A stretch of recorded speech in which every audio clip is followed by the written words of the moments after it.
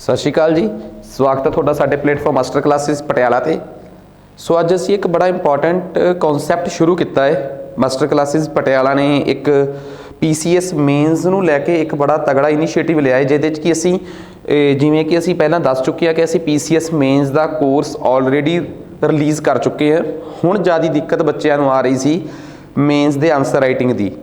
हुण असीं उस प्रोग्राम के तहत की किया है कि जिन्ने बच्चे साडे नाल PCS के पेपर नूं लैके इनरोल्ड ने जां जिहड़े बच्चे PCS की तैयारी कर रहे हैं, ठीक है, उन्हां बच्चों नूं किस तरीके नाल तैयारी करवाई जाए, किवें उन्हां नूं मॉडल आंसर लिख के दिते जाण, जिहड़े वो सवाल साडे तक भेजदे आ उन्हां दी आंसरस किवें तैयार किए जाण। ठीक है, हुण तक असीं वो काम कर रहे सी, बट हुण असीं एक स्टैप अगे जाके जिन्ने वध तो वध PCS के पेपर अज तक होए आ, मेन जदों दा पैटर्न बदलिया 13, 15, 18 ते 20, असीं एक सीरीज़ चला रहे हैं जिहदे च असीं जिन्ने हुण तक दे पेपर होए आ उन्हां दे सारे सबजैक्टां दे पेपर अड अड कर लिया। ठीक है, पंजाब दी GK दे सवाल अड कर ले, इंडिया दी हिस्टरी अड कर ली, ते इस तो बिना कॉन्स्टिट्यूशन दे अड कर ले, गवर्नेंस दे अड कर ले, एथिक्स दे अड कर ले, ते साइंस दे अड कर ले।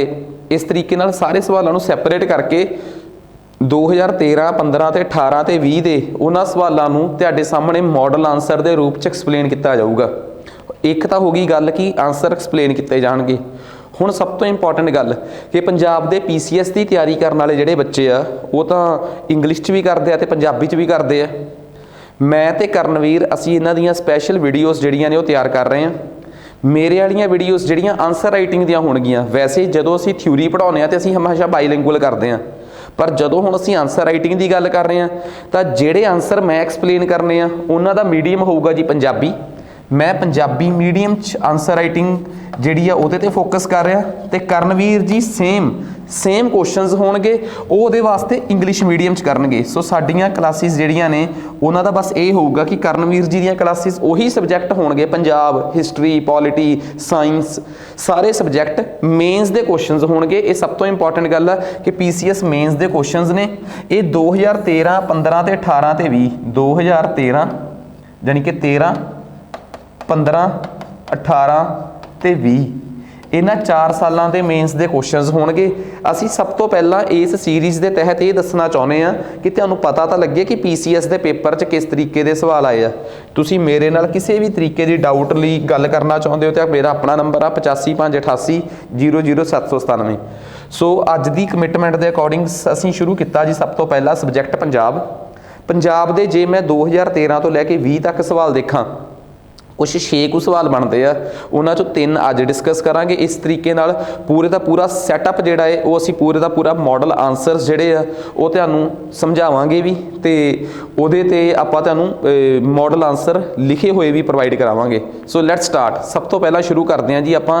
सब तो पहला क्वेश्चन जिहड़ा PCS 2013 च आया सी, मैं दस रहा वार-वार कि इंग्लिश वर्जन इहदा जिहड़ा है वो करनवीर जी जिहड़े आ वो करनगे, ते पंजाबी वर्जन जिहड़ा है वो मैं कर रहा। ठीक है, सो स्टार्ट कर कहते 2013 के पेपर जो पहला सवाल आया सीगा वो ये सी कि रणजीत सिंह के योगदान बारे दा अंदाजा लाओ, जां रणजीत सिंह का योगदान बारे दसो। देखो एक गल क्लीयर है, 2020 तो पहला की सीगा कि जो तुसी PCS का पेपर दिंदे सी ते जे तुसी मीडियम मंगदे सी इंग्लिश तुहानूं पेपर इंग्लिश च आउंदा सी, तुसी मीडियम मंगदे सी पंजाबी तुहानूं पेपर पंजाबी च आउंदा सी मेन्स का। हुण पेपर बाईलिंगुअल आउंदा है, क्वेश्चन पेपर एटलीस्ट बाईलिंगुअल हुंदा है। उस तो बाद तुहाडी चॉइस आ कि तुसी उस पेपर नूं मतलब कि थल्ले इंग्लिश च लिखना कि पंजाबी च, जो भी तुसी मीडियम उदों अडॉप्ट करिया होऊगा। सो तुहानूं पेपर हमेशा बाईलिंगुअल मिलूगा। सो सब तो पहला क्वेश्चन सी कि रणजीत सिंह के योगदान बारे दसो। देखो एक गल क्लीयर आ, असीं पंजाब दीयां कई किताबां चों ईवन कि असीं भी अपनी किताब जिहड़ी पढ़ाई उह च रणजीत सिंह बारे बहुत कुछ दस्सिआ है, पर जदों साडे ते एक लिमिट लग जे ना कि रणजीत सिंह बारे 200 शब्दां 'च दसो रणजीत सिंह के राज बारे, सो बड़े सिलैक्टिव जे वर्ड चक्कने पैंदे आ, क्योंकि सवाल पेपर च 15 च 13 च 18 च ते 20 च इक्को जी आए आ। किहड़े बंदे दी आंसर राइटिंग ते कमांड आ, किहड़ा तुहाडा मैंटोर तुहानूं दस सकदा कि इन्हां शब्दां दी चोण करो। पंजाबी माध्यम चुणन वेले तां पंगा उदों पैंदा जदों असीं साइंस वर्गे, क्योंकि अगे जाके मैं साइंस के सबजैक्ट भी पढ़ाउणे आ, सानूं तां कई शब्दां दी पंजाबी नहीं पता, ना वातावरण दे विच पता, ना आपां नूं साइंस च पता। हुण जदों तुसीं गूगल ट्रांसलेट करदे हो वो तां उही शब्द चक लैंदा है, ਆਖਰ ਪੰਜਾਬੀ ਮੀਡੀਅਮ ਦੇ ਪਿੱਛੇ ਜਦੋਂ ਅਸੀਂ ਤਿਆਰੀ ਕਰਦੇ ਆ ਨਾ ਤਾਂ ਸਾਡਾ ਇੱਕ ਸਿੱਧਾ ਮਕਸਦ ਇਹ ਆ ਕਿ ਸਾਡੇ ਕੋਲ ਸ਼ਬਦਾਂ ਤੇ ਕੰਟੈਂਟ ਦੀ ਉਹੀ ਕੁਆਲਿਟੀ ਹੋਵੇ ਜੋ ਇੰਗਲਿਸ਼ ਮਾਧਿਅਮ ਵਾਲੇ ਬੱਚਿਆਂ ਕੋਲੋਂ ਜਾਂ ਇੰਗਲਿਸ਼ ਮੀਡੀਅਮ ਵਾਲੇ ਬੱਚਿਆਂ ਕੋਲੋਂ ਹੁੰਦੀ ਆ। ਰਣਜੀਤ ਸਿੰਘ ਬਾਰੇ ਦੱਸਣਾ ਹੋਇਆ ਤਾਂ ਦੇਖੋ, ਰਣਜੀਤ ਸਿੰਘ ਬਾਰੇ ਇੱਕ ਗੱਲ ਤਾਂ ਕਲੀਅਰ ਆ ਕਿ 19ਵੀਂ ਸਦੀ ਦਾ ਉਹ ਦੇ ਆਰੰਭ 'ਚ ਭਾਰਤੀ ਉਪ ਮਹਾਦੀਪ, ਜਿਹਨੂੰ ਅਸੀਂ ਇੰਡੀਅਨ ਸਬ ਕੰਟੀਨੈਂਟ ਕਹਿ ਦਿੰਦੇ ਆ, ਇੰਨੀ ਕੁ ਇੰਟਰੋਡਕਸ਼ਨ ਬਹੁਤ ਆ ਉਹਦੇ ਬਾਰੇ ਕਿ ਰਣਜੀਤ ਸਿੰਘ ਸੀਗਾ ਕੌਣ। ਕਿਉਂ ਤੁਸੀਂ ਕਹੋਗੇ ਮੈਂ ਇੱਕ ਪੈਰਾ ਰਣਜੀਤ ਸਿੰਘ ਦੀ ਵਡਿਆਈ 'ਚ ਹੀ ਲਿਖ ਦਿੰਦਾ। ਬਈ ਇੱਕ ਪੈਰਾ ਰਣਜੀਤ ਸਿੰਘ ਦੀ ਵਡਿਆਈ 'ਚ ਲਿਖਤਾ ਤੇ 50 ਸ਼ਬਦ ਗਏ, ਤੇ 150 ਸ਼ਬਦਾਂ 'ਚੋਂ ਲਾਸਟ ਵਾਲੇ 30 ਸ਼ਬਦ ਜਿਹੜੇ ਆ ਉਹਨੂੰ ਕਨਕਲੂਡ ਵੀ ਕਰੋਗੇ, 80 ਸ਼ਬਦ ਗਏ। 120 ਸ਼ਬਦਾਂ 'ਚ ਤੁਸੀਂ ਕੀ ਰਣਜੀਤ ਸਿੰਘ ਦੇ ਯੋਗਦਾਨ ਨੂੰ, ਉਹਦੀ ਕੰਟਰੀਬਿਊਸ਼ਨ ਨੂੰ ਐਕਸਪਲੇਨ ਕਰ ਸਕਦੇ ਹੋ? ਫਿਰ ਕਦੇ ਵੀ ਨਹੀਂ ਕਰ ਸਕਦੇ। ਸੋ ਇੱਥੇ ਇਹ ਚੀਜ਼ ਮੈਟਰ ਕਰਦੀ ਹੈ ਕਿ ਤੁਸੀਂ ਕਿਸ ਤਰੀਕੇ ਨਾਲ ਉਹਨਾਂ ਦੀ ਕੰਟਰੀਬਿਊਸ਼ਨ ਬਾਰੇ ਦੱਸਣਾ ਹੈ। ਸੋ ਬਹੁਤ ਥੋੜੇ ਸ਼ਬਦਾਂ ਦਾ ਇਸਤੇਮਾਲ ਕੀਤਾ, ਠੀਕ ਆ। ਦੇਖੋ, ਸਭ ਤੋਂ ਪਹਿਲੀ ਗੱਲ ਤਾਂ ਰਣਜੀਤ ਸਿੰਘ ਦੀਆਂ ਕੰਟਰੀਬਿਊਸ਼ਨਸ, ਹੁਣ ਕਈ ਵਾਰੀ ਆਮ ਬੰਦੇ ਨੂੰ ਸਮਝ ਹੀ ਨਹੀਂ ਆਉਂਦਾ। ਰਣਜੀਤ ਸਿੰਘ ਨੇ ਕਹਿੰਦੇ ਜੀ ਲਾਹੌਰ ਜਿੱਤਿਆ, ਰਣਜੀਤ ਸਿੰਘ ਨੇ ਅੰਮ੍ਰਿਤਸਰ ਜਿੱਤਿਆ, ਰਣਜੀਤ ਸਿੰਘ ਨੇ ਕਸੂਰ ਜਿੱਤਿਆ, ਰਣਜੀਤ ਸਿੰਘ ਨੇ ਆਪਣਾ ਕਾਂਗੜਾ ਜਿੱਤਿਆ, ਰਣਜੀਤ ਸਿੰਘ ਨੇ ਉਸ ਤੋਂ ਬਾਅਦ ਮੁਲਤਾਨ ਜਿੱਤਿਆ, ਰਣਜੀਤ ਸਿੰਘ ਨੇ ਪਸ਼ਾਵਰ ਜਿੱਤਿਆ, ਰਣਜੀਤ ਸਿੰਘ ਦੇ ਵਿੱਚ ਜੇ ਕਸ਼ਮੀਰ ਜਿੱਤਿਆ। ਜੇ ਤੁਸੀਂ ਇਹਨਾਂ ਸਾਰਿਆਂ ਨੂੰ ਅੱਡ ਕਰਕੇ ਕੰਟਰੀਬਿਊਸ਼ਨਸ ਕਰੋਗੇ, ਇਹ ਤਾਂ ਰਣਜੀਤ ਸਿੰਘ ਦੀਆਂ ਸਾਰੇ ਕਬਜ਼ੇ ਹੋ ਗਏ ਜੋ ਰਣਜੀਤ ਸਿੰਘ ਨੇ ਆਪਣੇ ਰਾਜ ਦਾ ਵਿਸਥਾਰ ਕੀਤਾ। ਇਹ ਤਾਂ ਇੱਕੋ ਹੀ ਕੰਟਰੀਬਿਊਸ਼ਨ ਆ। ਤੁਸੀਂ ਇਹਨੂੰ ਸਟੈਪ ਬਾਏ ਸਟੈਪ ਕਰਕੇ 200 ਸ਼ਬਦ ਲਿਖ ਦਿਓ, ਤੁਹਾਨੂੰ ਪੇਪਰ 'ਚੋਂ 10 'ਚੋਂ 4 ਨੰਬਰ ਵੀ ਨਹੀਂ ਮਿਲਣੇ, ਬਿਕੋਜ਼ ਤੁਸੀਂ ਇੱਕੋ ਕੰਟਰੀਬਿਊਸ਼ਨ ਨੂੰ ਵਧਾ ਚੜਾ ਕੇ ਲਿਖ ਰਹੇ ਹੋ। ਸੋ ਰਣਜੀਤ ਸਿੰਘ ਦੀਆਂ ਕੰਟਰੀਬਿਊਸ਼ਨਸ ਕਿਵੇਂ ਦੀਆਂ ਰਹੀਆਂ? ਪਹਿਲੀ ਕੰਟਰੀਬਿਊਸ਼ਨ ਆ ਕਿ ਪੰਜਾਬ ਦੇ ਇਲਾਕੇ 'ਚ ਜਿਹੜੀਆਂ ਸਿੱਖ ਮਿਸਲਾਂ ਸੀਗੀਆਂ ਉਹਨਾਂ ਨੂੰ ਇਕਜੁੱਟ ਕੀਤਾ। ਇਹ ਮੈਂ ਪਹਿਲੇ ਪੈਰੇ 'ਚ ਰਣਜੀਤ ਸਿੰਘ ਬਾਰੇ ਹੀ ਲਿਖਤਾ। ਤੁਸੀਂ 200 ਸ਼ਬਦ ਕਰਨੇ ਆ, ਤੁਸੀਂ ਇਹਨਾਂ 3 ਲਾਈਨਾਂ ਨੂੰ ਅੱਧ 'ਚ ਵੀ ਲੈ ਕੇ ਜਾ ਸਕਦੇ ਹੋ ਕਿ ਪਹਿਲੀ ਕੰਟਰੀਬਿਊਸ਼ਨ ਦੇ ਤੌਰ ਤੇ ਕਿ ਰਣਜੀਤ ਸਿੰਘ ਤੋਂ ਪਹਿਲਾਂ ਜਿਹੜੀਆਂ ਪੰਜਾਬ 'ਚ ਸਿੱਖ ਮਿਸਲਾਂ ਸੀ ਉਹਨਾਂ ਨੂੰ ਇਕਜੁੱਟ ਕਰਕੇ, ਠੀਕ ਆ, ਇੱਕ ਤਾਕਤ ਦੇ ਰੂਪ 'ਚ ਇਕੱਠਾ ਕੀਤਾ। ਸੋ ਇਹ ਰਣਜੀਤ ਸਿੰਘ ਦੀ ਪਹਿਲੀ ਉਪਲਬਧੀ ਸੀ। ਇੱਥੇ ਚਲੋ ਮੈਂ ਤੁਹਾਨੂੰ ਸਮਝਾਉਣਾ ਸੀ, ਮੈਂ ਇਹਨੂੰ 30 ਵਰਡਾਂ ਤੱਕ ਲੈ ਗਿਆ ਹੋਊਗਾ, 40 ਤੱਕ ਲੈ ਗਿਆ ਹੋਊਗਾ, ਤੁਸੀਂ ਇਹਨੂੰ 20 ਤੱਕ ਵੀ ਤਾਂ ਲੈ ਕੇ ਜਾ ਸਕਦੇ ਹੋ। ਦੱਸਤਾ ਮੈਂ ਤੁਹਾਨੂੰ। ਪੇਪਰ ਦੇ ਵਿੱਚ ਆਨਸਰ ਰਾਈਟਿੰਗ ਚੈੱਕ ਕਰਨ ਵਾਲਾ ਬੰਦਾ ਤੁਹਾਡੀ ਨੌਲੇਜ ਨੂੰ, ਉਹ ਸਿਰਫ ਤੁਹਾਡੇ ਤੋਂ ਕੋਈ ਐਕਸਪਲੇਨੇਸ਼ਨ ਨਹੀਂ ਮੰਗਦਾ ਕਿ ਮੈਨੂੰ ਜੋ ਤੁਸੀਂ ਐਕਸਪਲੇਨ ਕਰੋਗੇ ਮੈਂ ਉਹੀ ਪੜੂੰਗਾ ਨਾ। ਉਹਨੂੰ ਪਤਾ ਹੈ ਕਿ ਤੁਹਾਨੂੰ ਐਕਸਪਲੇਨੇਸ਼ਨ ਆਉਂਦੀ ਆ, ਉਹ ਮੰਗਦਾ ਹੈ ਕਿ ਤੁਹਾਨੂੰ ਕੰਟਰੀਬਿਊਸ਼ਨ ਬਾਰੇ ਪਤਾ ਹੈ ਕਿ ਨਹੀਂ। ਜਦੋਂ ਤੁਸੀਂ ਸਿੱਖ ਮਿਸ਼ਨਾਂ ਵਾਲੀ ਗੱਲ ਛੂਤੀ, ਭਾਵੇਂ ਤੁਸੀਂ ਉੱਤੇ ਲਿਖੋ 15 ਸ਼ਬਦ ਤੇ ਚਾਹੇ ਲਿਖੋ 45, ਆਨਸਰ ਚੈੱਕ ਕਰਨ ਵਾਲੇ ਨੇ 15-20 ਸ਼ਬਦਾਂ 'ਚ ਵੀ ਇਨਫਲੂਐਂਸ ਹੋ ਜਾਣਾ, ਕਿਉਂਕਿ ਉਹ ਤੁਹਾਡੀ ਵਿਸਥਾਰ ਤੇ ਨਹੀਂ ਜਾ ਰਿਹਾ, ਉਹ ਤਾਂ ਸਿਰਫ ਇਸ ਗੱਲ ਤੇ ਜਾ ਰਿਹਾ ਕਿ ਅੱਛਾ ਇਹਨੂੰ ਪਤਾ ਕਿ ਸਿੱਖ ਮਿਸਲਾਂ ਨੂੰ ਇਕਜੁੱਟ ਕਰਨਾ ਵੀ ਇੱਕ ਕੰਟਰੀਬਿਊਸ਼ਨ ਆ। ਆ ਜਾਓ ਅੱਗੇ। ਫਿਰ ਰਣਜੀਤ ਸਿੰਘ ਨੇ ਭਾਰਤੀ ਸੈਨਾ ਨੂੰ ਜਾਂ ਪੰਜਾਬੀ ਸੈਨਾ ਨੂੰ ਇਹ ਕਹਿ ਲਓ ਕਿ ਆਧੁਨਿਕ ਕਰਤਾ, ਠੀਕ ਆ। ਆਧੁਨਿਕ ਕਿਵੇਂ ਕੀਤਾ? ਇਹਨੇ ਵੈਂਚੂਰਾ ਤੇ ਐਲਾਰਡ ਵਰਗੇ ਫਰਾਂਸ ਤੇ ਅਮਰੀਕਾ, ਇਟਲੀ ਬੇਸਡ ਅਫਸਰ ਜਿਹੜੇ ਸੀ ਆਪਣੀ ਸੈਨਾ 'ਚ ਭਰਤੀ ਕਰਕੇ ਫੌਜ ਦਾ ਆਧੁਨਿਕਰਨ ਕੀਤਾ। ਇਹ ਦੂਜੀ ਖਾਸੀਅਤ ਆ, ਪਹਿਲੇ ਨਾਲ ਬਿਲਕੁਲ ਨਹੀਂ ਮੈਚ ਕਰਦੀ। ਤੀਜੀ ਖਾਸੀਅਤ ਧਰਮ ਨਿਰਪੱਖ ਹੋਣਾ, ਮਤਲਬ ਕਿ ਆਪਣੀ ਭਰਤੀ ਵੇਲੇ ਤੇ ਆਪਣੇ ਰਾਜ ਨੂੰ ਚਲਾਉਂਦੇ ਹੋਏ ਗੁੱਡ ਗਵਰਨੈਂਸ ਦੀ ਸਭ ਤੋਂ ਬੈਸਟ ਐਗਜ਼ਾਮਪਲ ਸੀ ਇਹ। ਧਰਮ ਨਿਰਪੱਖ ਸੀ, ਕਿਸੇ ਧਰਮ ਦਾ ਪੱਖ ਨਹੀਂ ਪਾਲਿਆ ਇਹਨੇ ਆਪਣੀ ਫੌਜ ਦੇ ਵਿੱਚ। ਮੁਸਲਮਾਨਾਂ ਨੂੰ ਵੀ, ਠੀਕ ਆ, ਫਕੀਰ ਅਜ਼ੀਜ਼ੁਦੀਨ ਵਰਗੇ ਕਈ ਅਛੂਤ ਜਿਹੜੇ ਸੀਗੇ ਉਹਨਾਂ ਨੂੰ ਆਪਣੀ ਫੌਜ ਦੇ ਵਿੱਚ, ਆਪਣੇ ਐਡਮਿਨਿਸਟ੍ਰੇਸ਼ਨ ਦੇ ਵਿੱਚ ਹਿੱਸੇਦਾਰ ਬਣਾਇਆ। ਸੋ ਇਹ ਇਹਦੀ ਤੀਸਰੀ ਖਾਸੀਅਤ ਸੀਗੀ, ਠੀਕ ਆ। ਤੇ ਉਹਨੇ, ਜਦੋਂ ਆਪਾਂ ਇਹ ਦੇਖਦੇ ਹਾਂ, ਚਲੋ ਅਗਲੀ ਗੱਲ ਤੇ ਆ ਜਾਂਦੇ ਆ, ਠੀਕ ਆ। ਤਾਂ ਉਹਨੇ ਸਭ ਤੋਂ ਵੱਡੀ ਗੱਲ, ਬਹੁਤ ਤਗੜਾ ਡਿਫੈਂਸ ਸੀ ਉਸ ਬੰਦੇ ਦਾ। ਡਿਫੈਂਸ ਕਿਵੇਂ? ਉਹਨੇ ਖੈਬਰ ਪਾਸ ਵਾਲੇ ਪਾਸੇ ਐਡੀ ਤਗੜੀ ਪ੍ਰੋਟੈਕਸ਼ਨ ਲਾ ਕੇ ਰੱਖੀ ਕਿ ਅਫਗਾਨਿਸਤਾਨ ਦਾ ਜਿਹੜਾ ਉਹ ਸੀਗਾ ਜਿਹੜੇ ਉਹ ਸੀਗੇ ਸ਼ਾਸਕ ਸੀਗੇ, ਉਹ ਖੈਬਰ ਪਾਸ ਤੋਂ ਉਰਲੇ ਪਾਸੇ ਵਾਲੇ ਇਲਾਕਿਆਂ ਤੇ ਆਪਣਾ ਕਲੇਮ ਨਹੀਂ ਕਰ ਸਕੇ। ਬਹੁਤ ਵੱਡੇ ਪੱਧਰ ਤੇ ਉਹਨੇ ਅਫਗਾਨਾਂ ਦੇ ਹਮਲੇ ਨੂੰ ਰੋਕਿਆ। ਨੈਕਸਟ, ਉਸ ਤੋਂ ਬਾਅਦ ਸੂਝਵਾਨ ਹੋਣਾ ਵੀ ਉਹਦੀ ਇੱਕ ਖਾਸੀਅਤ ਸੀ। ਤੇ ਲੁਧਿਆਣੇ ਵਾਲੇ ਪਾਸੇ ਸਤਲੁਜ ਨੂੰ ਬਾਰਡਰ ਬਣਵਾ ਕੇ ਇੱਕ ਸੰਧੀ ਕਰਕੇ ਉਹਨੇ ਇੱਕ ਪਾਸਿਓਂ ਆਪਣੇ ਰਾਜ ਨੂੰ ਸਥਿਰਤਾ ਦੇਤੀ ਤੇ ਦੂਜੇ ਪਾਸੇ ਆਪਣੇ ਰਾਜ ਨੂੰ ਐਕਸਪੈਂਡ ਕੀਤਾ, ਵਧਾਇਆ। ਸਥਿਰਤਾ ਕਿਹੜੇ ਪਾਸੇ ਦਿੱਤੀ? ਲੁਧਿਆਣੇ ਵਾਲੇ ਪਾਸੇ। ਤੇ ਵਧਾਇਆ ਕਿਹੜੇ ਪਾਸੇ? ਪਸ਼ਾਵਰ ਵਾਲੇ ਪਾਸੇ। ਸੋ ਇਹ ਰਣਜੀਤ ਸਿੰਘ ਦੀ ਇੱਕ ਖਾਸੀਅਤ ਰਹੀ ਆ, ਠੀਕ ਆ। ਸੋ ਉਸ ਤੋਂ ਤੇ ਅਗਲੀ ਗੱਲ, ਰਣਜੀਤ ਸਿੰਘ ਨੇ ਜਦੋਂ ਸਿੰਧ ਦੀ ਧਰਤੀ ਤੇ ਦਾ ਜਿਹੜਾ ਮਸਲਾ ਸੀਗਾ, ਠੀਕ ਆ, ਉਹਨੂੰ ਮਤਲਬ ਕਿ ਸੈਟਲ ਡਾਊਨ ਕੀਤਾ ਜਾਂ ਉਹਦਾ ਹੱਲ ਕੱਢਿਆ, ਤਾਂ ਉਹਦੇ ਵਾਸਤੇ ਉਹਨੇ ਅੰਗਰੇਜ਼ਾਂ ਨਾਲ ਇੱਕ 3 ਪਾਰਟੀ ਟ੍ਰੀਟੀ ਕੀਤੀ। ਇਹ ਵੀ ਉਹਦੀ ਇੱਕ ਬੜਾ ਵੱਡਾ ਯੋਗਦਾਨ ਸੀਗਾ ਕਿ ਪੰਜਾਬ ਨੂੰ, ਸਿੰਧ ਨੂੰ ਪੰਜਾਬ ਦੇ ਨਾਲ ਰਿਕੋਗਨਾਈਜ਼ ਕਰਵਾ ਲੈਣਾ ਜਾਂ ਉੱਥੇ ਮਤਲਬ ਕਿ ਉਹਦੇ ਅਧਿਕਾਰਾਂ ਨੂੰ ਆਪਣੇ ਅੰਡਰ ਲੈ ਲੈਣਾ। ਸੋ ਇਹ ਰਣਜੀਤ ਸਿੰਘ ਦੀਆਂ ਯੋਗਦਾਨਾਂ ਦੇ ਵਿੱਚੋਂ 4 ਕੇ 5 ਸਿਲੈਕਟਿਵ ਯੋਗਦਾਨ ਨੇ, ਤੁਸੀਂ ਇਹ ਤੋਂ ਵਧਾ ਸਕਦੇ ਹੋ, ਘਟਾ ਸਕਦੇ ਹੋ, ਜੋ ਤੁਹਾਡੀ ਸਮਝ ਕਹਿੰਦੀ ਹੈ, ਠੀਕ ਆ।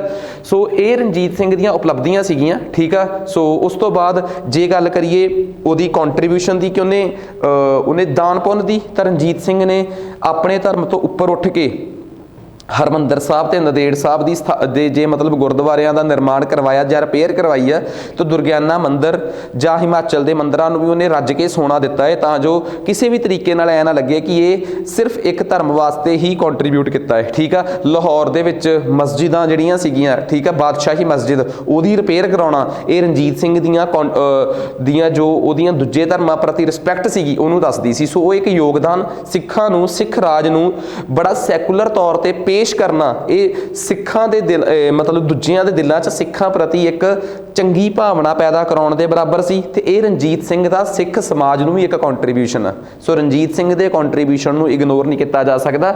ਉਸ ਤੋਂ ਬਾਅਦ ਜਿਵੇਂ ਕਿ BBC ਮੈਗਜ਼ੀਨ ਨੇ ਜੋ ਉਹਨਾਂ ਨੂੰ ਦੱਸਿਆ ਸੀਗਾ ਕਿ ਉਸ ਹਰ ਵੇਲੇ ਦੇ ਮਹਾਨ ਰਾਜਿਆਂ 'ਚੋਂ ਇੱਕ ਨੇਤਾ ਦਾ ਡੈਜ਼ਿਗਨੇਸ਼ਨ ਰਣਜੀਤ ਸਿੰਘ ਨੂੰ ਦਿੱਤਾ ਗਿਆ। ਸੋ ਇੱਕ ਕਿਵੇਂ ਕਰੰਟ ਨਾਲ ਮੈਂ ਚੱਕ ਕੇ ਆਪਣੀ ਲਾਈਨ ਨੂੰ ਰਿਲੇਟ ਕਰ ਲਿਆ, ਠੀਕ ਆ। ਸੋ ਇਹ ਚੀਜ਼ਾਂ ਤੁਹਾਨੂੰ ਪਤਾ ਹੀ ਆ। ਤੇ ਰਣਜੀਤ ਸਿੰਘ ਬਾਰੇ ਜੋ ਵੀ ਕੁਛ ਆ ਉਹ ਸਾਨੂੰ ਉਹਨਾਂ ਦੇ ਰਾਮਬਾਗ ਅੰਮ੍ਰਿਤਸਰ, ਇੱਕ ਰਾਮਬਾਗ ਹੋ ਗਿਆ ਅੰਮ੍ਰਿਤਸਰ ਦਾ, ਗੋਬਿੰਦਗੜ੍ਹ ਕਿਲਾ ਹੋ ਗਿਆ, ਠੀਕ ਆ, ਉੱਥੇ ਮਤਲਬ ਕਿ ਪਤਾ ਲੱਗਦਾ ਸਾਨੂੰ। ਤੇ ਪਾਕਿਸਤਾਨ 'ਚ ਵੀ ਕੁਛ ਜਗ੍ਹਾ ਨੇ ਜਿੱਥੋਂ ਰਣਜੀਤ ਸਿੰਘ ਦੀਆਂ ਕੰਟਰੀਬਿਊਸ਼ਨਸ ਨੂੰ ਬਾਰੇ ਪਤਾ ਕੀਤਾ ਜਾ ਸਕਦਾ ਹੈ, ਠੀਕ ਹੈ। ਸੋ ਕੁੱਲ ਮਿਲਾ ਕੇ ਰਣਜੀਤ ਸਿੰਘ ਦੀਆਂ ਕੰਟਰੀਬਿਊਸ਼ਨਸ ਨੂੰ ਕਿਵੇਂ ਇੱਕੋ ਜਗ੍ਹਾ ਤੇ ਕੰਪਾਈਲ ਕਰ ਲਿਆ, ਸੋ ਇਹ ਹੁੰਦੀ ਆ ਆਨਸਰ ਰਾਈਟਿੰਗ। ਤੁਸੀਂ ਕਿਸੇ ਆਨਸਰ ਨੂੰ ਲੈ ਕੇ ਕਦੀ ਕੋਈ ਮਿੱਥ ਨਾ ਬਣਾਓ ਕਿ ਇਸ ਸਵਾਲ ਦਾ ਆਨਸਰ ਪੈਰੇ 'ਚ ਹੋਊਗਾ ਜਾਂ ਇਸ ਸਵਾਲ ਦਾ ਆਨਸਰ ਪੁਆਇੰਟਾਂ 'ਚ ਹੋਊਗਾ। ਬਸ ਇੱਕ ਗੱਲ ਯਾਦ ਰੱਖਿਓ ਕਿ ਤੁਹਾਡਾ ਕਨਕਲੂਜਨ ਜਿਹੜਾ ਹੈ ਨਾ ਉਹ ਪੂਰਾ ਕੰਡਕਟਿਵ ਹੋਣਾ ਚਾਹੀਦਾ, ਮਤਲਬ ਕਿ ਉਹ ਪੂਰਾ ਇੱਕ ਕਹਿ ਲਓ ਕਿ ਕੰਸੈਪਟ ਇਹ ਕਹਿ ਲਓ ਕਿ ਸੋਲਿਡ ਹੋਣਾ ਚਾਹੀਦਾ ਹੈ। ਤੇ ਸਟਾਰਟਿੰਗ, ਠੀਕ ਆ, ਵਿੱਚ ਜਿਹੜੇ ਤੁਹਾਡੀ ਐਕਸਪਲੇਨੇਸ਼ਨ ਆ ਉਹ ਪੁਆਇੰਟਾਂ 'ਚ ਹੋਊਗੀ ਜਾਂ ਪੈਰੇ 'ਚ ਹੋਊਗੀ। ਬਸ ਇੱਕ ਗੱਲ ਯਾਦ ਰੱਖਿਓ, ਆਨਸਰ ਪੜ੍ਹਨ ਵਾਲੇ ਨੂੰ ਤੁਹਾਡਾ ਆਨਸਰ ਬੋਰਿੰਗ ਜਿਹਾ ਨਾ ਲੱਗੇ, ਕਿਉਂਕਿ ਉਹ ਲਗਾਤਾਰ ਇੱਕ ਸੀਕੁਐਂਸ 'ਚ ਤੁਹਾਡੇ ਆਨਸਰ ਪੜ੍ਹਦਾ ਆ ਰਿਹਾ ਹੈ ਤੇ ਉਹ ਤੁਹਾਡੇ ਆਨਸਰ ਤੇ ਜਾ ਕੇ ਖਿੜ ਜੇ। ਉਹਨੂੰ ਪਤਾ ਹੈ ਕਿ ਰਣਜੀਤ ਸਿੰਘ ਦੀਆਂ ਕੰਟਰੀਬਿਊਸ਼ਨਸ ਨੇ, ਜੇ ਅਗਲੇ ਨੇ ਪੁਆਇੰਟਾਂ 'ਚ ਵੀ ਲਿਖਤੀਆਂ ਤੇ ਕੀ ਮਾੜੀਆਂ, 5 ਪੁਆਇੰਟਾਂ ਤੋਂ ਮੈਨੂੰ 5 ਕੰਟਰੀਬਿਊਸ਼ਨਾਂ ਦੱਸ ਦੇ। ਪੈਰੇ 'ਚੋਂ ਕੰਟਰੀਬਿਊਸ਼ਨਾਂ ਲੱਭਣੀਆਂ ਔਖੀਆਂ ਹੈ।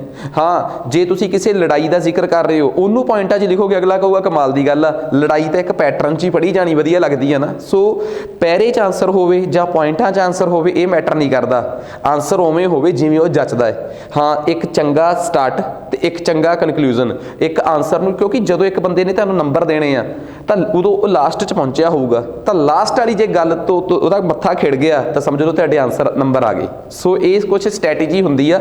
ਤਾਂ ਇਹੋ ਜਿਹੇ ਬੜੇ ਆਨਸਰ ਜਿਹੜੇ ਅਸੀਂ ਤੁਹਾਨੂੰ ਲਿਖਣੇ ਸਿਖਾਉਣੇ ਆ। ਆਜੋ ਅੱਗੇ ਹੁਣ ਦੂਸਰੇ ਸਵਾਲ ਤੇ। PCS 2015 ਭਾਰਤੀ ਸੁਤੰਤਰਤਾ ਸੰਗਰਾਮ ਵਿੱਚ ਇਨਕਲਾਬੀ ਲਹਿਰਾਂ ਦਾ ਸਥਾਨ ਕੀ ਸੀ? ਭਗਤ ਸਿੰਘ ਦੀਆਂ ਇਨਕਲਾਬੀ ਗਤੀਵਿਧੀਆਂ ਤੇ ਚਾਨਣ ਪਾਓ 200 ਸ਼ਬਦ। ਆ ਗਏ ਨਾ, 100 ਸ਼ਬਦਾਂ ਦੇ 2 ਹਿੱਸੇ।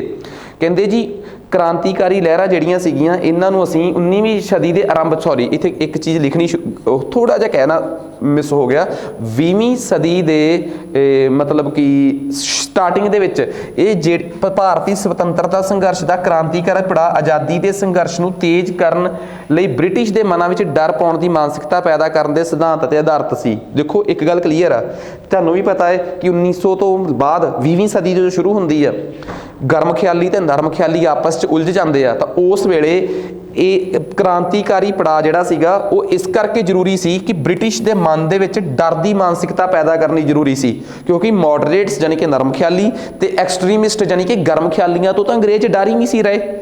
ਸੋ ਇਹ ਇਸ ਕਰਕੇ ਐਕਸਪਲੇਨ ਕੀਤਾ ਹੈ। ਤੇ ਇਹਦੇ 'ਚ ਕਿਹੜੀਆਂ 20ਵੀਂ ਸਦੀ ਦੀ ਸ਼ੁਰੂਆਤ ਦੀਆਂ ਗਤੀਵਿਧੀਆਂ ਨੇ? ਕਕੋਰੀ ਸਾਜ਼ਿਸ਼, ਚਿਟਾਗਾਂਵ ਸਾਜ਼ਿਸ਼ ਜਿਹੜੀ ਕਿ ਬੰਗਾਲ 'ਚ ਹੋਈ ਸੀ, ਕਕੋਰੀ ਜਿਹੜੀ ਯੂਪੀ 'ਚ ਹੋਈ ਸੀ। ਸੋ ਇਹਨਾਂ ਨੂੰ ਹੁਣ ਮੈਂ ਪੁਆਇੰਟਾਂ 'ਚ ਕੀਤਾ, ਠੀਕ ਆ, ਕਿ ਇਹਨਾਂ ਦਾ ਕੀ ਸਥਾਨ ਰਿਹਾ ਹੈ, ਇਹਨਾਂ ਇਨਕਲਾਬੀ ਲਹਿਰਾਂ ਦਾ, ਇਹਨਾਂ ਰੈਵੋਲੂਸ਼ਨਰੀ ਐਕਟੀਵਿਟੀਜ਼ ਕਹਿ ਲਓ, ਇਨਕਲਾਬੀ ਲਹਿਰਾਂ ਕਹਿ ਲਓ। ਇਹ ਤਾਂ ਹੁਣ ਪੇਪਰ 'ਚ ਜਦੋਂ ਬਾਈਲਿੰਗੁਅਲ 'ਚ ਹੋ ਤਾਂ ਤੁਸੀਂ ਇੰਗਲਿਸ਼ ਪੜ੍ਹ ਰਹੇ ਹੋ ਕਿ ਪੰਜਾਬੀ ਪੜ੍ਹ ਰਹੇ ਹੋ ਤਾਂ ਜ਼ਰੂਰੀ ਨਹੀਂ ਹੈਗਾ, ਠੀਕ ਆ। ਸੋ ਇਹਨਾਂ ਲਹਿਰਾਂ ਦੇਖੋ, ਸਭ ਤੋਂ ਪਹਿਲੀ ਗੱਲ ਇਹ ਆ ਕਿ ਇਸ ਤੋਂ ਪਹਿਲਾਂ ਇਹ ਜਿਹੜੇ ਲੋਕ ਸੀਗੇ ਮੋਡਰੇਟਸ ਸੀਗੇ 1900 ਤੱਕ 1905 ਤੱਕ ਜਿਨ੍ਹਾਂ ਨੇ ਕਾਂਗਰਸ ਬਣਾਈ ਸੀ, ਕਹਿੰਦੇ ਇਹਨਾਂ ਇਨਕਲਾਬੀ ਲਹਿਰਾਂ ਨੇ ਉਹਨਾਂ ਮੋਡਰੇਟਸ ਦਾ ਜਿਹੜਾ ਦੌਰ ਸੀਗਾ, ਜਿਹਨੂੰ ਇੰਗਲਿਸ਼ 'ਚ ਕਹਿੰਦੇ ਆ ਮੋਡਰੇਟ ਐਰਾ ਤੇ ਪੰਜਾਬੀ 'ਚ ਕਹਿੰਦੇ ਆ ਮੱਧਮ ਪੜਾਵ, ਉਹਨੂੰ ਖਤਮ ਕੀਤਾ, ਜੋ ਕਿ ਸਿਰਫ ਗੱਲਬਾਤ ਸੰਵਿਧਾਨਕ ਤਰੀਕੇ ਨਾਲ ਤੇ ਉਹ ਯਾਦ ਆ ਪ੍ਰੇਅਰ, ਪਟੀਸ਼ਨ ਤੇ ਪ੍ਰੋਟੈਸਟ ਸੀਗਾ। ਉਹ ਪ੍ਰਾਰਥਨਾਵਾਂ ਕਰਦੇ ਸੀ, ਉਹ ਦਰਖਾਸਤਾਂ ਪਾਉਂਦੇ ਸੀ ਜਾਂ ਮਾੜਾ ਜਿਹਾ ਉਹ ਵਿਰੋਧ ਕਰਦੇ ਸੀ। ਇਹਨੂੰ ਕਰਕੇ ਉਹ ਇਹਨਾਂ ਤਰੀਕਿਆਂ ਦੇ ਨਾਲ ਨਾ ਅੰਗਰੇਜ਼ਾਂ ਤੋਂ ਸੁਧਾਰਵਾਦੀ ਮਤਲਬ ਕਿ ਉਮੀਦ ਕਰਦੇ ਸੀ ਸਾਡੇ ਤੋਂ ਕਿ ਉਹ ਸੁਧਾਰਵਾਦੀ ਫੈਸਲੇ ਲੈਣਗੇ ਸਾਡੇ ਵਾਸਤੇ, ਮਤਲਬ ਉਹ ਰਿਫਾਰਮਿਸਟ ਡਿਸੀਜਨ ਲੈਣਗੇ ਸਾਡੇ ਵਾਸਤੇ। ਪਰ ਪਤਾ ਕਿ ਅੰਗਰੇਜ਼ਾਂ ਦੇ ਨਾਲ ਜੇ ਤੁਸੀਂ PPP ਮਾਡਲ ਤੇ ਚੱਲੋਗੇ ਤਾਂ ਉਹ ਤੁਹਾਡੇ ਵਾਸਤੇ ਕਦੇ ਵੀ ਸੁਧਾਰਵਾਦੀ ਫੈਸਲੇ, ਰਿਫਾਰਮਿੰਗ ਡਿਸੀਜਨਸ ਨਹੀਂ ਲੈ ਸਕਦੇ। ਸੋ ਇੱਕ ਤਾਂ ਇਹਨਾਂ ਨੇ ਮੋਡਰੇਟਸ ਦੀ ਜਿਹੜੀ ਉਹ ਸੀ ਮੋਨੋਪਲੀ ਸੀ, ਏਕਾਧਿਕਾਰ ਸੀ ਭਾਰਤੀ ਰਾਜਨੀਤੀ ਤੇ, ਭਾਰਤ ਦੇ ਆਜ਼ਾਦੀ ਦੇ ਸੰਘਰਸ਼ ਤੇ, ਉਹਨੂੰ ਤੋੜਤਾ। ਦੂਜੀ ਗੱਲ ਤੇ ਆ ਜਾਓ, ਕਹਿੰਦਾ ਇਹਨਾਂ ਗਤੀਵਿਧੀਆਂ 'ਚ ਭਗਤ ਸਿੰਘ, ਤਿਲਕ ਵਰਗੇ ਜਿਹੜੇ ਨੇਤਾ ਸੀਗੇ ਉਹਨਾਂ ਨੇ ਮਤਲਬ ਜ਼ਮੀਨੀ ਪੱਧਰ ਤੇ ਭਾਰਤ ਦੇ ਆਜ਼ਾਦੀ ਦੇ ਸੰਘਰਸ਼ ਨੂੰ ਪਹੁੰਚਾਇਆ। ਮੰਨਿਆ ਜਾਂਦਾ ਹੈ ਕਿ ਜਿਹੜੇ ਉਹ ਸੀ ਨਰਮ ਖਿਆਲੀ, ਜਿਨ੍ਹਾਂ ਦੀ ਰਾਜਨੀਤੀ ਦਾ ਜਿਹੜਾ ਸਿਧਾਂਤ ਸੀਗਾ, ਠੀਕ ਆ, ਉਹ ਸੀਗਾ ਮੱਧਮ ਰਾਜਨੀਤੀ, ਮਤਲਬ ਮੋਡਰੇਟ ਪੋਲਿਟਿਕਸ, ਉਹ ਸ਼ਾਇਦ ਨਾ ਇੰਨਾ ਜ਼ਿਆਦਾ ਲੋਕਾਂ ਨਾਲ ਕਨੈਕਟ ਨਹੀਂ ਕਰ ਸਕੇ। ਲੋਕਾਂ ਤੱਕ ਇਹਨਾਂ ਨੇ ਪਹੁੰਚਾਇਆ ਤੇ ਫਿਰ ਇਹਨਾਂ ਨੂੰ ਹੀ ਲੋਕਾਂ ਤੋਂ ਹਮਦਰਦੀ ਵੀ ਮਿਲੀ। ਸੋ ਇਹ ਇਹਨਾਂ ਦੀ ਦੂਜੀ ਉਪਲਬਧੀ ਸੀ ਕਿ ਭਾਰਤੀ ਆਜ਼ਾਦੀ ਦੇ ਸੰਘਰਸ਼ ਨੂੰ ਆਮ ਲੋਕਾਂ ਤੱਕ ਪਹੁੰਚਾ ਦੇਣਾ, ਕਿਉਂਕਿ ਇਹ ਆਮ ਘਰਾਂ ਦੇ ਮੁੰਡੇ ਸੀ। ਜਿਹੜੇ ਮੋਡਰੇਟਸ ਸੀਗੇ, ਨਰਮ ਖਿਆਲੀ ਸੀ, ਉਹਨਾਂ ਬਾਰੇ ਜੇ ਤੁਸੀਂ ਸਾਡੀ ਪੂਰੀ ਮਾਡਰਨ ਹਿਸਟਰੀ ਪੜ੍ਹੀ ਹੋਵੇ ਤਾਂ ਤੁਹਾਡੇ ਦਿਮਾਗ 'ਚ ਇੱਕ ਗੱਲ ਪੜਾਉਂਗਾ ਮੈਂ ਕਿ ਉਹ ਬੜੇ ਅਮੀਰ ਤੇ ਅਲੀਟ ਵਰਗ 'ਚੋਂ ਸੀ, ਉੱਚੇ ਕੁਲੀਨ ਵਰਗ ਦੇ ਬੱਚੇ ਸੀਗੇ ਉਹ, ਠੀਕ ਆ। ਉਹ ਜਾ ਕੇ ਫਿਰੋਜ਼ ਸ਼ਾਹ ਮਹਿਤਾ ਹੋ ਗਿਆ, ਇਹ ਦਾਦਾ ਭਾਈ ਨਾਰੂ ਜੀ ਹੋ ਗਏ, ਠੀਕ ਆ, ਬਦਰੁਦੀਨ ਤਾਇਬ ਜੀ, ਇਹ ਬੜੇ ਅਮੀਰ ਖਾਨਦਾਨਾਂ ਦੇ ਬੱਚੇ ਸੀਗੇ। ਖੈਰ, ਇਹਨਾਂ ਲਹਿਰਾਂ ਨੇ ਅਮਰੀਕਾ, ਲੰਡਨ 'ਚ, ਯਾਦ ਆ ਲੰਡਨ ਦੇ ਵਿੱਚ ਇੰਡੀਆ ਹਾਊਸ ਬਣਿਆ ਸੀਗਾ ਜਿਹਨੂੰ ਆਪਾਂ ਇੰਡੀਆ ਹੋਮ ਰੂਲ ਸੁਸਾਇਟੀ ਕਹਿੰਦੇ ਆ, ਉਹਨਾਂ ਨੂੰ ਵੀ ਮਤਲਬ ਕਿ ਉਹਨਾਂ ਨੂੰ ਵੀ ਆਪਣੇ ਨਾਲ ਇਨਵੋਲਵ ਕਰ ਲਿਆ, ਉੱਥੋਂ ਤੱਕ ਵੀ ਲੋਕਾਂ ਨੂੰ ਪ੍ਰੇਰਿਤ ਕੀਤਾ ਤੇ ਦੇਸ਼ ਤੋਂ ਬਾਹਰ ਵਿਦੇਸ਼ਾਂ 'ਚ ਵੀ ਆਜ਼ਾਦੀ ਦੀ ਲਹਿਰ ਨੂੰ ਪਹੁੰਚਾਇਆ। ਜਦ ਕਿ ਮੋਡਰੇਟਸ ਦੇ ਵੇਲੇ, ਨਰਮ ਖਿਆਲੀਆਂ ਦੇ ਵੇਲੇ ਜਿਹੜੀ ਆਜ਼ਾਦੀ ਲਹਿਰ ਸੀ ਸਾਡੀ, ਠੀਕ ਆ ਨਾ, ਆਜ਼ਾਦੀ ਦੀ ਲੜਾਈ ਸੀ ਜਾਂ ਆਜ਼ਾਦੀ ਦਾ ਸੰਘਰਸ਼ ਸੀ ਜਿਹੜਾ, ਉਹ ਦੇਸ਼ੋਂ ਬਾਹਰ ਨਹੀਂ ਸੀ ਪਹੁੰਚ ਸਕਿਆ, ਠੀਕ ਆ। ਸੋ ਇੱਥੇ ਆ ਕੇ ਮੈਨੂੰ ਗੱਲ ਕੀਤੀ ਹੈ। ਸੋ ਪਰ ਇੱਕ ਗੱਲ ਆ ਕਿ ਤੁਹਾਨੂੰ ਪਤਾ ਹੀ ਆ ਕਿ ਇਹਨਾਂ ਦੇ ਵਿੱਚ ਨਾ ਆਪਸ 'ਚ ਇੱਕ ਜੇ ਤੌਰ ਤੇ ਇਹਨਾਂ ਦੀ ਆਜ਼ਾਦੀ ਦੀ ਲਹਿਰਾਂ ਦਾ ਯੋਗਦਾਨ ਦੇਖੀਏ ਤਾਂ ਇਹਨਾਂ ਦੇ ਵਿੱਚ ਆਪਸੀ ਮਤਭੇਦ ਬਹੁਤ ਹੋਣ ਕਰਕੇ, ਠੀਕ ਆ, ਕਿਉਂਕਿ ਇੱਕ ਤਾਂ ਦੇਖੋ ਇਹਨਾਂ 'ਚ ਆਪਸੀ ਮਤਭੇਦ ਦੇ ਦੋ ਕਾਰਨ ਸੀਗੇ। ਚਲੋ ਮੈਂ ਤਾਂ ਇੱਥੇ ਮੇਨਸ ਦਾ ਆਨਸਰ ਲਿਖ ਰਿਹਾ, ਮੈਂ ਇਸ ਕਰਕੇ ਇਹਨੂੰ ਸਮੇਟਣ ਦੀ ਕੋਸ਼ਿਸ਼ ਕੀਤੀ ਆ, ਪਰ ਤੁਹਾਡੀ ਜਾਣਕਾਰੀ ਲਈ ਦੱਸਦਾ, ਜਿਹੜੀਆਂ 1900 ਤੋਂ ਲੈ ਕੇ 1920 ਤੱਕ ਆਜ਼ਾਦੀ ਦੀਆਂ ਲਹਿਰਾਂ ਚੱਲੀਆਂ ਨਾ, ਯੁਗਾਂਤਰ ਵਾਲੀ ਹੋ ਗਈ, ਠੀਕ ਆ, ਆਪਣੀ ਜਿਹੜੀ ਉਹ ਸੀਗੀ ਮਿੱਤਰ ਮੇਲਾ ਹੋ ਗਈ, ਠੀਕ ਆ, ਮਹਾਰਾਸ਼ਟਰ ਵਾਲੀ, ਇਹ ਨਾ ਥੋੜ੍ਹੀਆਂ ਜਿਹੀਆਂ ਹਿੰਦੂਵਾਦੀ ਲਹਿਰਾਂ ਸੀ। ਇਸ ਕਰਕੇ ਹਿੰਦੂਆਂ ਨੂੰ ਛੱਡ ਕੇ ਬਾਕੀਆਂ ਨੇ ਇਹਨਾਂ ਤੇ ਬਹੁਤਾ ਜ਼ਿਆਦਾ ਆਪਣਾ ਧਿਆਨ ਕੇਂਦਰਿਤ ਨਹੀਂ ਕੀਤਾ, ਇਹ ਵੀ ਇੱਕ ਕਾਰਨ ਸੀ। ਪਰ ਮੈਂ ਇੱਥੇ ਉਹਨੂੰ ਲਿਖਿਆ ਬਿਕੋਜ਼ ਮੈਨੂੰ ਲੱਗਦਾ ਸੀਗਾ ਕਿ ਉਹਦੀ ਫਿਰ ਐਕਸਪਲੇਨੇਸ਼ਨ ਬਹੁਤ ਜ਼ਿਆਦਾ ਹੋ ਜੂਗੀ ਤੇ 100 ਵਰਡ ਟੱਪ ਜਾਣਗੇ। ਫਿਰ ਇੱਥੇ ਮੈਂ ਲਿਖਿਆ ਕਿ ਜਿਹੜੇ ਗਾਂਧੀਵਾਦੀ ਨੇਤਾ ਸੀ ਉਹਨਾਂ ਨੇ ਹੀ ਆਪਣੇ ਕ੍ਰਾਂਤੀਕਾਰੀਆਂ ਦੀਆਂ ਲੱਤਾਂ ਖਿੱਚੀਆਂ। ਜਦੋਂ ਵੀ ਇਹ ਕ੍ਰਾਂਤੀਕਾਰੀ ਕੋਈ ਘਟਨਾ ਕਰਦੇ ਸੀ, ਯਾਦ ਆ ਜਦੋਂ ਭਗਵਤੀ ਚੰਦਰ ਵੋਰਾ ਹੋਣਾ ਨੇ ਗਾਂਧੀ ਨੂੰ ਮਾਰਨ ਵਾਸਤੇ, ਉਹਨੂੰ ਇਰਵਿਨ ਨੂੰ ਮਾਰਨ ਵਾਸਤੇ ਟ੍ਰੇਨ ਤੇ ਸਕੀਮ ਪਾਈ ਸੀ, ਇਰਵਿਨ ਤੇ ਬੰਬ ਉਹ ਰੱਖਿਆ ਸੀ ਇਹਨਾਂ ਨੇ ਆਗਰੇ ਵਾਲੀ ਪਟੜੀ ਤੇ, ਤਾਂ ਗਾਂਧੀ ਨੇ ਕੀ ਲਿਖਿਆ ਸੀ, ਲੇਖ ਲਿਖਿਆ ਸੀਗਾ ਦ ਕਲਟ ਆਫ ਬੰਬ। ਫਿਰ ਭਗਵਤੀ ਚੰਦਰ ਵੋਰਾ ਨੂੰ ਵੀ ਗੁੱਸਾ ਚੜ ਗਿਆ, ਉਹਨਾਂ ਨੇ ਉਹਦੇ ਚੱਕ ਕੇ ਠਾਹ ਮਾਰਿਆ ਫਿਲੋਸਫੀ ਆਫ ਬੰਬ। ਸੋ ਇਹੋ ਜਿਹੀਆਂ ਘਟਨਾਵਾਂ ਵੀ ਤਾਂ ਰਹੀਆਂ ਨੇ। ਸੋ ਇੱਥੋਂ ਤੱਕ ਮੈਂ ਸਮੇਟਤਾ ਕਿ ਹਾਂ ਆਜ਼ਾਦੀ ਦੀਆਂ ਲਹਿਰਾਂ ਦਾ ਕੀ ਸੀਗਾ। ਪਰ ਹੁਣ ਸਵਾਲ 'ਚ ਇਹ ਵੀ ਆ ਗਿਆ ਕਿ ਭਗਤ ਸਿੰਘ ਦੀਆਂ ਇਨਕਲਾਬੀ ਗਤੀਵਿਧੀਆਂ, ਉਹਦੇ ਬਾਰੇ ਵੀ ਦੱਸੋ। ਭਗਤ ਸਿੰਘ ਨੇ ਬਹੁਤ ਕੁਛ ਕੀਤਾ ਹੈ। ਸਾਡੇ ਇੱਕ ਟੀਚਰ ਹੁੰਦੇ ਸੀ, ਉਹ ਸਾਨੂੰ ਨਾ ਬੜੀ ਸੋਹਣੀ ਗੱਲ ਦੱਸਦੇ ਸੀ। ਉਹ ਕਹਿੰਦੇ ਮਹਾਤਮਾ ਗਾਂਧੀ ਦਾ ਦੇਸ਼ ਦੀ ਆਜ਼ਾਦੀ 'ਚ ਕੰਟਰੀਬਿਊਸ਼ਨ ਜਿਹੜਾ ਹੈ, ਜਿਹਨੂੰ 40 ਸ਼ਬਦਾਂ 'ਚ ਲਿਖਣਾ ਆ ਗਿਆ ਨਾ, ਉਹ ਫਤਿਹ ਆ। 40 ਸ਼ਬਦਾਂ 'ਚ ਕਿਉਂ? ਕਹਿੰਦਾ ਜੀ ਇੰਨਾ ਕੁਛ ਉਹਨਾਂ ਨੇ ਕਰਿਆ, 400 ਸ਼ਬਦਾਂ 'ਚ ਤਾਂ ਲਿਖ ਹੀ ਲਓਗੇ। 40 ਸ਼ਬਦਾਂ ਦਾ ਮਤਲਬ ਆ ਕਿ ਉਹਨੂੰ ਕਰਕਸ ਕੱਢ ਕੇ ਲਿਖਣਾ, ਜ਼ੋਰ ਬਹੁਤ ਲੱਗਦਾ ਹੈ। ਤਾਂ ਹੀ ਮੈਂ ਕਹਿੰਦਾ ਹੁੰਦਾ ਕਿ ਸ਼ਾਰਟ ਨੋਟਸ ਹਮੇਸ਼ਾ ਗੇਮ ਕਲੀਅਰ ਕਰ ਦਿੰਦੇ ਆ। ਜਿਹੜਾ ਬੰਦਾ ਆਪ ਬਣਾਉਣੇ ਸਿੱਖ ਲੇ ਸ਼ਾਰਟ ਨੋਟਸ, ਕਿਉਂ? ਉਹਨੂੰ ਪਤਾ ਹੁੰਦਾ ਹੈ ਕਿ ਇੰਨੇ ਵੱਡੇ 'ਚੋਂ ਜਿਹੜਾ ਬੰਦਾ ਥੋੜ੍ਹਾ ਜਿਹਾ ਕਰਕੇ ਲਿਖਣ ਲੱਗ ਪਿਆ ਨਾ, ਉਹਨੂੰ 200 ਵਰਡ ਦੇ ਆਨਸਰ ਲਿਖਣੇ ਵੀ ਆ ਜਾਂਦੇ ਆ, ਉਹਨੂੰ ਆਪਣੀ ਸ਼ਬਦਾਂ 'ਚ ਵੀ ਲਿਖਣਾ ਆ ਜਾਂਦਾ ਹੈ, ਤੇ ਉਹਨੂੰ ਕਿਸੇ ਵੀ ਚੀਜ਼ ਨੂੰ ਟਾਈਮ ਮੈਨੇਜਮੈਂਟ ਦੇ ਅਕੋਰਡਿੰਗ ਵੀ ਕਰਨਾ ਆ ਜਾਂਦਾ ਹੈ। ਸੋ ਇਹ ਚੀਜ਼ਾਂ ਬਹੁਤ ਮੈਟਰ ਕਰਦੀਆਂ, ਛੋਟੀਆਂ ਲੱਗਦੀਆਂ ਪਰ ਇਹੀ ਗੇਮ ਘਮਾਉਂਦੀਆਂ। ਭਗਤ ਸਿੰਘ ਦੀਆਂ ਦੇਖੋ, ਲਾਹੌਰ ਸਾਜ਼ਿਸ਼ ਕੇਸ, ਜਿਹਦੇ 'ਚ ਭਗਤ ਸਿੰਘ ਹੁਣਾਂ ਨੇ ਸਾਂਡਰਸ DSP ਮਾਰਿਆ ਸੀ। 1930 'ਚ ਕੇਂਦਰੀ ਅਸੈਂਬਲੀ 'ਚ ਬਟਕੇਸ਼ਵਰ ਦੱਤ ਨਾਲ ਮਿਲ ਕੇ ਬੋਲਿਆਂ ਨੂੰ ਸੁਣਾਉਣ ਲਈ ਬੰਬ ਸੁੱਟਿਆ, ਠੀਕ ਆ। ਅੱਗੇ HSRA ਦੀ ਸਥਾਪਨਾ ਕਰਨੀ, ਠੀਕ ਆ। ਨੌਜਵਾਨ ਭਾਰਤ ਸਭਾ, ਚਲੋ ਬਹੁਤ ਆ। ਸੋ ਕੁੱਲ ਮਿਲਾ ਕੇ ਮੈਂ ਭਗਤ ਸਿੰਘ ਦੀਆਂ ਕੰਟਰੀਬਿਊਸ਼ਨ ਦਾ ਅਹਿਸਾਸ ਵੀ ਕਰਾਤਾ ਆਨਸਰ ਰਾਈਟਿੰਗ ਚੈੱਕ ਕਰਨ ਵਾਲੇ ਨੂੰ ਕਿ ਮੈਨੂੰ ਪਤਾ ਹੈ, ਕੋਈ ਐਕਸਪਲੇਨੇਸ਼ਨ ਨਹੀਂ ਦਿੱਤੀ, ਇਹੀ ਤਾਂ ਆਨਸਰ ਰਾਈਟਿੰਗ ਆ। ਸੋ ਸਾਡੇ ਲੀਡਰਾਂ ਨੇ ਆਪਣਾ ਖੂਨ ਪਸੀਨਾ ਵਹਾਇਆ, ਪਰ ਇਨਕਲਾਬੀ ਆਗੂਆਂ ਨੇ ਆਪਣਾ ਖੂਨ ਆਜ਼ਾਦੀ ਦੇ ਸਮਾਗਮ ਦੇ ਰੁੱਖ ਨੂੰ ਦਿੱਤਾ, ਜਿਸ ਦਾ ਫਲ ਕੌਮੀ ਜਾਗਰਤੀ ਸੀ ਤੇ ਅੰਤ ਵਿੱਚ ਪੂਰਨ ਆਜ਼ਾਦੀ। ਸੋ ਇਹ ਆ ਇਸ ਲਾਈਨ ਦਾ ਨਤੀਜਾ, ਰਿਜ਼ਲਟ, ਠੀਕ ਆ।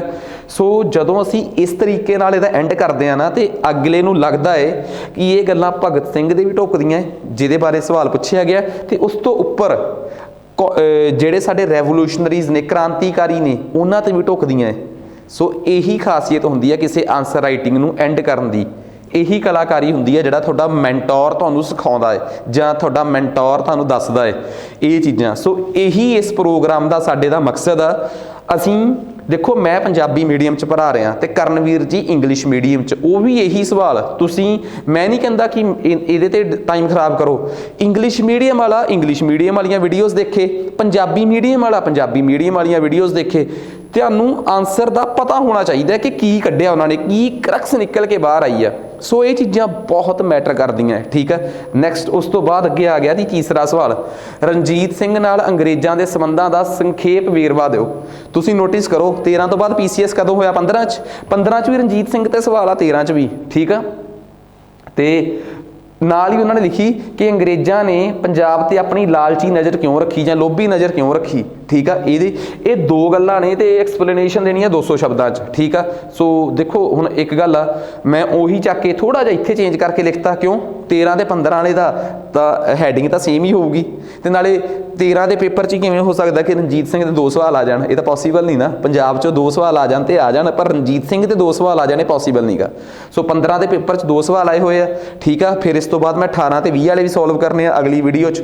ਸੋ ਕਰਨਵੀਰ ਜੀ ਸੇਮ ਕਨਸੈਪਟ ਇੰਗਲਿਸ਼ ਮੀਡੀਅਮ 'ਚ, ਫਿਰ ਮਾਡਰਨ ਹਿਸਟਰੀ, ਫਿਰ ਸਵਿਕਸ, ਫਿਰ ਗਵਰਨੈਂਸ, ਫਿਰ ਇਸ ਤੋਂ ਬਾਅਦ ਸਵਿਕਸ ਕਹਤਾ ਕॉन्स्टिट्यूशन, ਫਿਰ ਗਵਰਨੈਂਸ, ਫਿਰ ਸਾਇੰਸ, ਫਿਰ ਇਕਨੋਮਿਕਸ, ਫਿਰ ਇਨਵਾਇਰਨਮੈਂਟ, ਫਿਰ ਇੰਟਰਨੈਸ਼ਨਲ ਰਿਲੇਸ਼ਨਸ। ਸੋ ਕਈ ਇਹੋ ਜਿਹੇ ਟੌਪਿਕ ਹੋਣਗੇ ਜਿਹੜੇ ਉਹਨਾਂ ਸਾਲਾਂ 'ਚ ਕਰੰਟ ਰਹੇ ਆ। ਬਸ ਅਸੀਂ ਉੱਥੇ 20 ਦੀ, ਜੇ ਉਹ ਪੇਪਰ 'ਚ 15 ਦੇ ਮਾਮਲੇ 'ਚ ਆਇਆ ਹੋਊਗਾ ਤੇ ਮੈਂ ਉਹਨੂੰ 22 ਦੇ ਮਾਮਲੇ 'ਚ ਲਿਖ ਕੇ ਲੈ ਜਾਊਂਗਾ, ਕਰੰਟ ਅਫੇਅਰ ਨਾਲ ਜੋੜ ਕੇ ਸਵਾਲ ਬਣਾ ਦਾਂਗੇ। ਕਰਕਸ ਹੋ ਰਹਿਣੀ ਚਾਹੀਦੀ ਹੈ ਨਾ, ਤੇ ਅੱਜ ਦੇ ਜ਼ਮਾਨੇ 'ਚ ਨਾਲੇ ਗੱਲ ਵੀ ਸਮਝ ਆ ਜੇ ਕਿ ਕਹਾਣੀ ਹੈ ਕੀ ਹੈ, ਤੇ ਅਸੀਂ ਲਿਖਣਾ ਕਿਵੇਂ ਉਹ ਵੀ ਸਮਝ ਆ ਜੇ।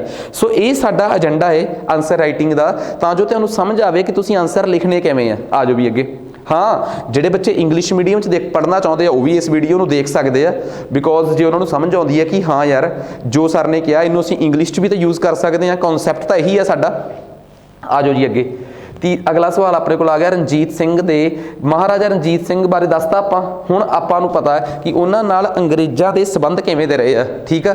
ਦੇਖੋ, ਜੇ ਕੋਈ ਮੈਨੂੰ ਪੁੱਛੇ ਮਹਾਰਾਜਾ ਰਣਜੀਤ ਸਿੰਘ ਦੇ ਅੰਗਰੇਜ਼ਾਂ ਨਾਲ ਸੰਬੰਧ, ਤੇ ਮੈਂ ਤੁਹਾਨੂੰ ਇੱਕ ਗੱਲ ਸਾਫ਼ ਤੇ ਸਪਸ਼ਟ ਦੱਸਦਾ ਕਿ ਰਣਜੀਤ ਸਿੰਘ ਦੇ ਅੰਗਰੇਜ਼ਾਂ ਨਾਲ ਸੰਬੰਧ ਰਹੇ ਆ 70-30 ਜਾਂ 75-25। 75% ਸਹੀ ਤੇ 20% ਜਾਂ 25% ਥੋੜੇ ਜਿਹੇ ਖਰਾਬ।